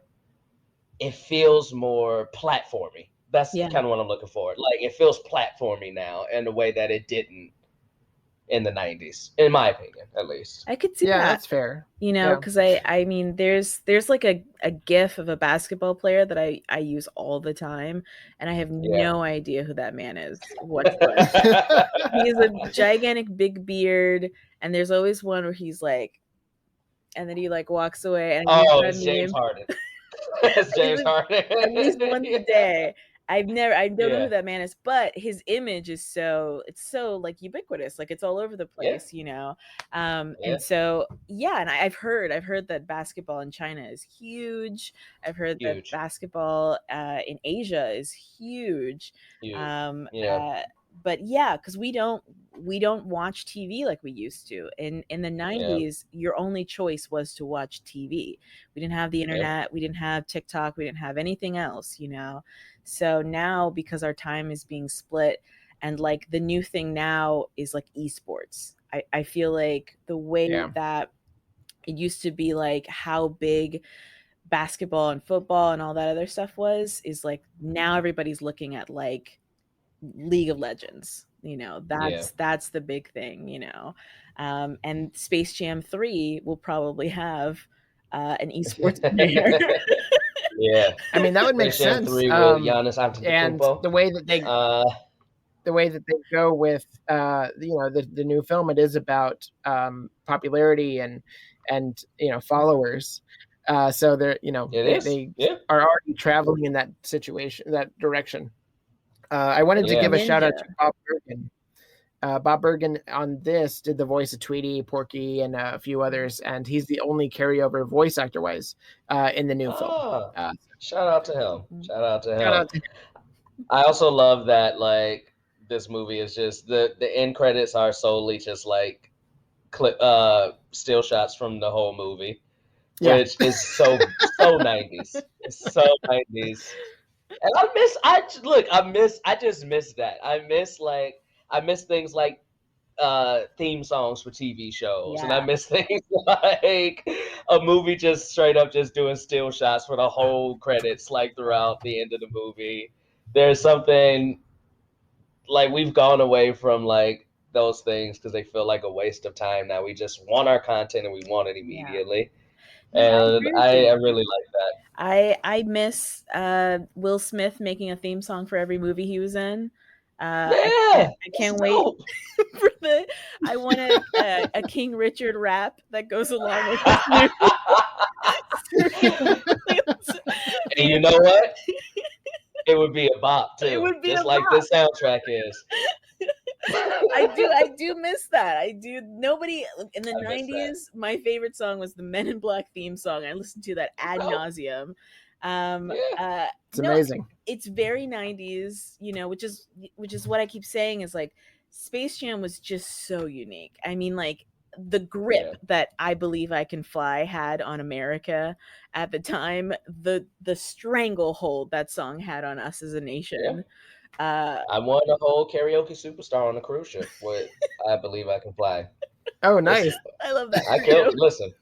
I can't sing it no more, but like, I won't sing it no more. It's not that I can't. I I was gonna can if I say wanted you to, but I can. won't. You can Yeah, sing I it. won't sing it anymore. But when I was singing it, I can win a boat karaoke contest with I Believe I Can Fly. And I love that for you. I love that you have that, and the way in which you love this film, the way in which this film can almost do I no will wrong in your eyes. I I think will say, like, for me, like I will never not agree that Space Jam is not a good movie. I'll never not agree to that. It's not a good movie in the sense of what we view as good movies now. I'll But never there's two never things. not agree. Let me get that right. I'll never. I agree that it's not a good movie. And I never will pretend like it's some great movie. I'll Uh-huh. never do that. Uh-huh. But the two things for me, one, I do truly feel like movies don't necessarily have to be good to enjoy them. For sure. And I think most of us feel that way. Mhm. And I mean, this movie came out. I was 11 years old, growing up on the South Side of Chicago, as a fan of Looney Tunes and Michael Jordan. Yeah. So there's bias. I'm biased, and there's nostalgia, like Yeah. in my love of this movie. Like it was truly like my two biggest things of my childhood merging together. So I am holding on to that nostalgia of Space Jam as far as an enjoyable movie for me. Yeah. So I 100% admit that. And I think that's why that they wanted you for Space Jam too. They had you specifically in mind. They were like, Oh yeah, we need particularly like people like you to they were tapping into that energy, I think, for the second one. I yeah. just yeah, I mean, because I can remember buying all that stuff, the T-shirts and the soundtrack, and seeing it with all my friends, and then forgetting it. It was sort of like like the images of the movie I can still see, but sort of like the movie itself, I it was like it happened, it was memed. We all remember it. You can't say Space Jam without anybody like thinking of the movie. But at the Mhm. same time, it's not. I guess, yeah. The older I get, the more that I'm like, it's not funny to me anymore. It I doesn't. agree with It's that.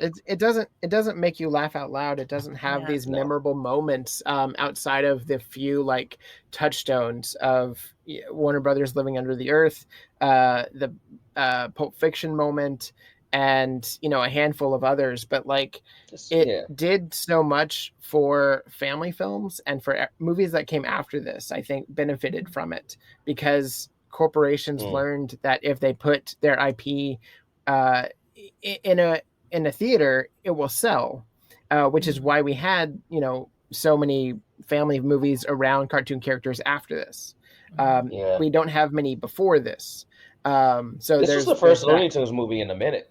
Mhm. That wasn't. This was the first Looney Tunes movie that wasn't made using old clips and adding new clips. Yes, exactly. Because there was a few Looney Tunes movies before this, but a lot of them was based the movie around old Looney Tune like shorts, and The Bugs Bunny Roadrunner movie is a yeah, good example of that, where it's a compilation movie because they took classic shorts and put them together with new intersected animated bits of Bugs Bunny recounting his life and stuff like that.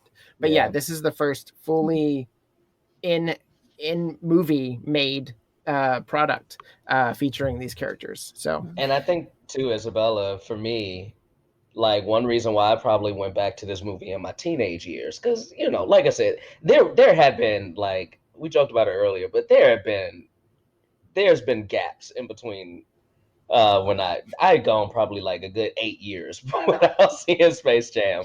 But I remember one time that I did watch it just because I watched Looney Tunes back in action, and I know like Mhm. that's a movie that Looney Tunes fans either love or hate. I'm on the hate side of the equation with back in action. And I was like, oh, this isn't good to me at all. Let me go watch Space Jam. Like, because, like, for me at least, I remembered Mhm. having fun with that movie, like, as a kid Yeah. as opposed to when Back in Action came out. I think I was a straight teenager, so I was yeah, probably also like, I'm a teenager, I don't like this, but you know, yeah, And I think it's fair. Like I think it's fair to be like, it came out when I was a kid, it hit me at the right time. I have a lot of warm fuzzy feelings when I think about this movie, when I see this movie. I think that's fair. A lot of people were sort of coming out after the new Space Jam movie, and they were like, you know, you it's not supposed to be Citizen Kane. if you're like 8, this movie probably is the best movie you've ever seen in your entire life. And that's valid. It's, like, things can be fun and enjoyable and not good. And like Yeah. this idea, this is what I call, and no shade to this man, but this is what I call the cinema sins culture that we're in right now, which is like this idea that if a movie is not perfect, it has no flaws, it's amazing Yeah. acting, then it's a good movie. And if it doesn't hit all the markers of those things, then it's trash. It's a trash movie Yeah. and nobody likes it. And it's like, Yeah. can't we just like what we like? And maybe the movie isn't going to win awards this season. Maybe it's not going to be, on any kind of list of greatest films, but that doesn't mean it's not good. It's just, Yeah. Exactly. I mean, like one of my It's favorite all movies subjective. is Hook, and that movie bombed when it came out. It was Yes. critically panned. Everybody hated it when that movie came out. Mhm. Hook is my Space Jam. Listen, Isabella, if you thought I'm caping for Space Jam, throw on Hook. Throw on Hook. And me and you both will be caping for Hook. Hook is tight. Hook is tight. Seriously, Hook is tight. It still hits. Still to this It day, I hits. watch it at It least hits. once a year. I watch it around I've Christmas seen time. Hook more than I've seen Space Jam. But it's So- just, so it's I- like, it's one of those things where it's like, yeah, the adults at the time when the movie came out, they panned it, they hated it. But the kids who grew up with it, it Love hit us. And it stayed with us, the entire thing. And I think that's kind of the legacy, pun intended, of Space Jam, that it hits kids and it stays with them. And when Space Jam 3 comes out with the biggest, I don't know, TikTok, a Twitch player of the time, 20 years from now, 25 years from now, and we're all old as hell, looking at this movie, not knowing what's in it, it's going to be the same sort of a thing. And I'm looking forward to that personally. 100%. I didn't grow up with Hook, but I totally understand. You the didn't grow up with sentiment that- Hook? I saw Hook in college and I had to turn it off because I could not get into it. What? So yeah, You because I didn't missed like the it? boat, I don't have nostalgia for it. I did not like it. I liked When aspects of Rufio it. dies? It was sad, yeah, but like I didn't connect to the movie the same way. I connected more to Artax when Artax died in the Neverending Story. But I digress. So Space Jam was this phenomenon that happened. It sold Happy Meals, as we alluded to. It sold plush toys. It sold shoes. It sold T-shirts. It became a thing. And now it's back in a really big way. It's all over stores, department stores. You go into H&M and you'll see it as soon as you go up the escalator. There's kid merchandise everywhere for it. And they're back at McDonald's. If you go to McDonald's right now, you can get a Space Jam toy. Yes. It's wild. But yes, as Isabella is saying, if this movie hits you at 8 years old to 10 years old to 12 years old, you're probably going to love it. And I grew up with Space Jam, as Jacquis did, as Isabella did, and I have this affinity for it. But it doesn't hold up. It doesn't make me laugh. It doesn't do anything for me other than provide nostalgia. Yeah. And, I got taught so much about basketball during this conversation that I never knew anything about. So I'm very appreciative of that. And now I can look at, these athletes in a different light. But what I do love about this movie is the fact that it took Michael Jordan, who is this bigger than life athlete and personality, and put him with these beloved characters that I still love today. And it still hits on that level. Like having that combination is a winning combination and will always be. Yeah. I don't think that there is another combination out there that we could equate to that. And it is, again, like it will forever hit the zeitgeist of this time in history of athlete and cartoon characters, which is such a weird combination. Weird combination, but also too, like we're a very young species in general, and entertainment in itself is very young. I know we like to pretend like it's not, But entertainment in itself is less than 100 years old in the way that we like television and characters and things like Yes. that. Yes. So like these characters, Bugs Bunny was 39, 40, something like that. So they're not even 100 years old yet. I think it's really cool that when the next Space Jam comes out, which will probably be 15, 20 years from now, you're looking at Looney Tune characters being 100 years old Mhm. and probably still going to be relevant.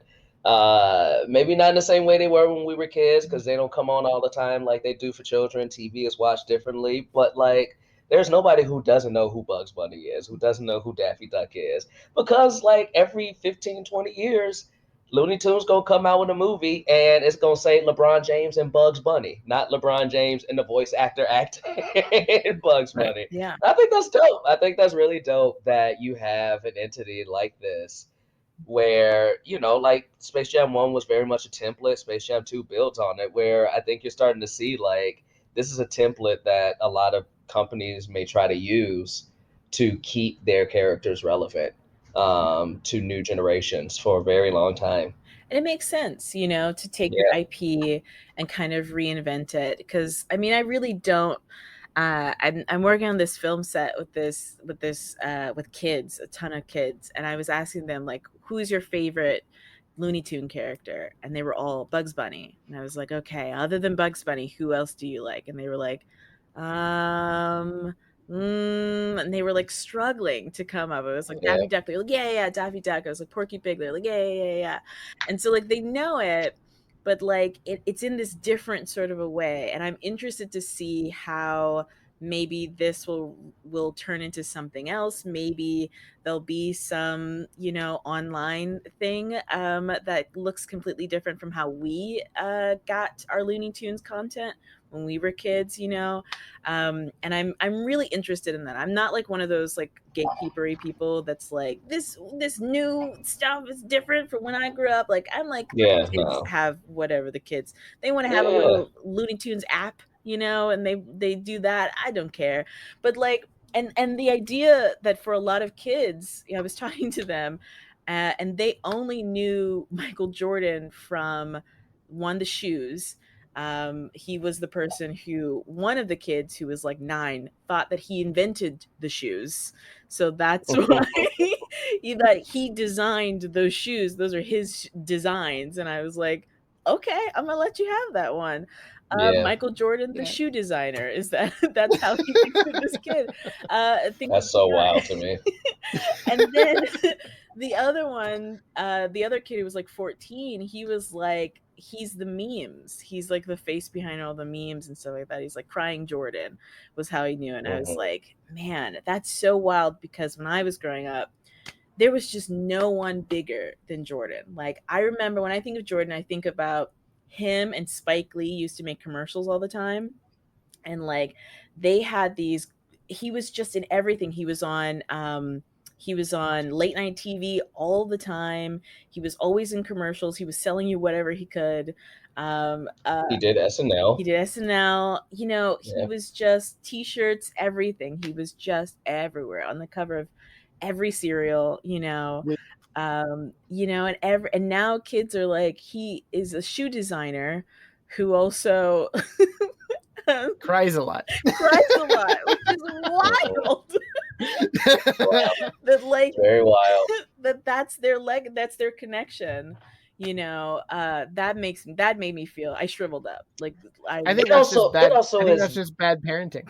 it also is very indicative to, which is why I'm interested what this movie is going to do, Mm, and as far as like reintroducing some of these characters to generations now, mhm, where, and listen, I also try not to be old man get off my grass type person, but I do think like by virtue of we just didn't have as much of stuff, I guess, mhm, to consume, that we had more of an affinity for things that came out before we were born than generations do now. yeah. Like, I equate not knowing who Michael Jordan is to me not knowing who Dr. J was when I was a kid. Like if you're a basketball fan, like, or like, of course, I knew who Dr. J was. I knew who Magic Johnson was. Like, I knew who I knew what like Looney Tunes and Scooby Doo and Tom and Jerry was, even though they came out well before I was born.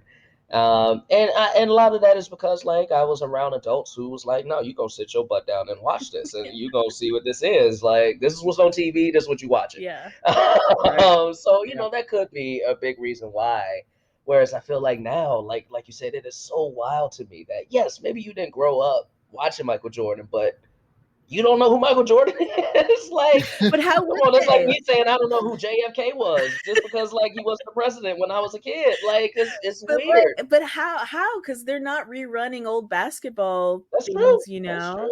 They're not. I don't know. There's no reruns of Michael Jordan unless your family is really into Jordan. Then there's Yeah. no way you're gonna run into that, you know. I don't know. I don't know how we ran into it. Like, Well, even we because just did. but He was he was so everywhere for us. yeah, No, not Michael Jordan. I'm talking about people who like the Oh, I Dr. see. J's and like yeah, the Wilt Chamberlains and like, you know, like some of these players who like we never saw play, but we knew why they were famous at yeah, least, yeah, you Sure, know. sure. At the very least, we knew why they were famous. yeah. Well, thank you both. I want to go ahead and wrap it up. Thank you both for being on this show. And obviously, we could go on forever talking about this whole thing and it as a franchise, it as a concept. But it was, very innovative, I think, to put an athlete with cartoon characters for kids and families. So, Hmm. that being said, and having watched it again, I think that there are moments to it, but ultimately it doesn't really hold up. So thank you, Jacquis and Isabella, for going on this journey with me back through nostalgia land. Isabella, where can people find you online?